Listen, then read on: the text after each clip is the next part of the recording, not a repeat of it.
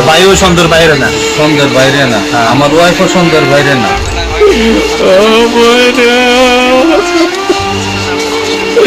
আমার গলে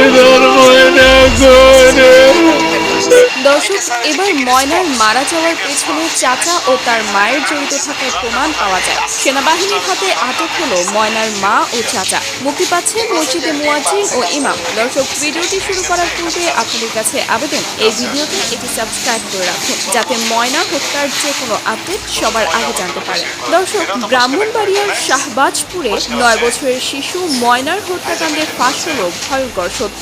মা ও চাচার পরকীয়ার বলি হলো নিষ্পাপ শিশু ময়না। প্রথমে খবর আসে শিশু ময়না নিখোঁজ। 3 দিন ধরে খোঁজাখুঁজি চলার পর এক মসজিদের পক্ষ থেকে উদ্ধার করা হয় তার মরদেহ।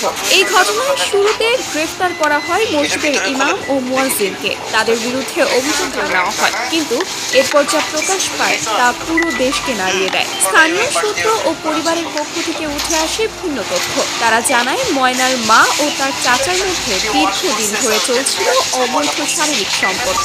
ঘটনার দিন দুপুরে ময়না হঠাৎ তাদের ঘরের মধ্যে আপত্তিকর অবস্থায় দেখে ফেলে। মেয়েটি তাদের বলেছিল, আমি আপুকে বলে দেব। এই একটি কথা বলার পরই শুরু হয় তার জীবনের সবচেয়ে ভয়ঙ্কর সময়। প্রথমে তার মা নিজের মেয়ের, তারপর দেয়ালের সঙ্গে ধাক্কা মেরে মাথায় ও শরীরে আঘাত করতে থাকে। তবুও মেয়েটি তখন বেঁচে ছিল। পাশ থেকে চাচা একটি রড এনে তা জোরপূর্বক ঢুকিয়ে দেয় মেয়েটির শরীরের সংবেদনশীল জায়গায়। অসহ্য যন্ত্রণায় ছটফট করতে করতে প্রাণ হারায় 9 বছরের শিশু ময়না। মেয়েকে করে তাদের ভয় ছিল লাশ রাখবে কোথায়। অপরাধ চাপা দিতে তারা মেয়েটির লাশ রেখে আসে স্থানীয় মসজিদের একটি কক্ষে। এরপর পরিকল্পনা করে যেন ঘটনাটি অন্যদিকে তাদের সে চেষ্টাও সফল হয়। প্রথম দিকে মসজিদের সম্মানিত ইমাম ও মুয়াজ্জিনকে সন্দেহ করা হয়। তাদের গ্রেফতার করে জিজ্ঞাসাবাদে নেওয়া হয়, কিন্তু এলাকাবাসীর সন্দেহ বাড়তে থাকে। শিশুটির বাবাও প্রকাশ্যে বলেন, আমার স্ত্রী ও ভাইয়ের মধ্যে সম্পর্ক ছিল। আমার মেয়ে তাদের কাজ দেখে ফেলেছিল। ওদের হাতেই আমার মেয়ের মৃত্যু হয়েছে।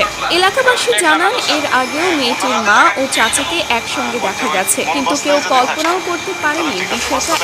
অনেকেই বলছেন এই হত্যাকাণ্ড শুধু একটি শিশুকে হত্যা নয়, সেটা একজন মায়ের পরিচয়কে ধ্বংস করেছে। এই ঘটনায় প্রশ্ন উঠেছে, যেখানে মেয়ের লাশ ঘর থেকে মাত্র কিছু দূরের মসজিদে ফেলে রাখা হলো, তাদের আচরণ ছিল অস্বাভাবিক। বাবা সরাসরি অভিযোগ করছে, তারপরও কেন এখনো মা ও চাচাকে গ্রেফতার করা হয়নি? ধর্মপ্রাণ মানুষ বলছেন, মসজিদের ইমাম ও মুয়াজ্জিনকে বিনা প্রমাণে রিমান্ডে নেওয়া দেশের ধর্মীয় আবেগকেও অপমান করেছে।